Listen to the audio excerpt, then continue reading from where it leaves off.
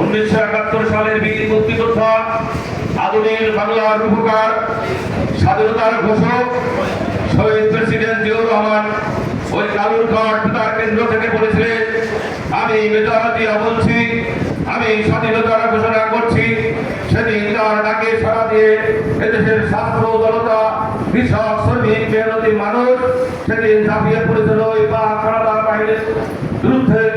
আমরা সেই পাক হানাদার বাহিনীর হয়ে একটি আত্মনির্ভরশীল জাতি গঠন করেছিল।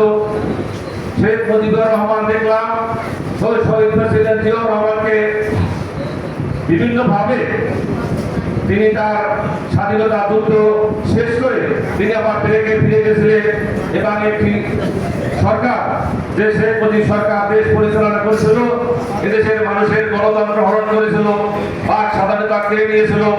৭৫-এর ১৫ই আগস্টের পর আবার আমরা দেশে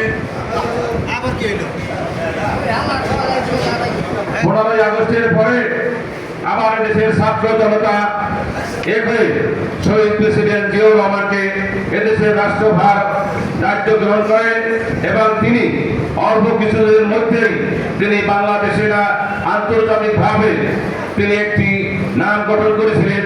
শহীদ প্রেসিডেন্ট জিয়াউর রহমান আন্তর্জাতিকভাবে তিনি একটি খেতাব প্রাপ্ত হয়েছিলেন। আজকে আমরা সেই শহীদ প্রেসিডেন্ট জিয়াউর রহমানের শাহাদাত দিনে দাঁড়িয়ে আমরা একটি শপথ নেই।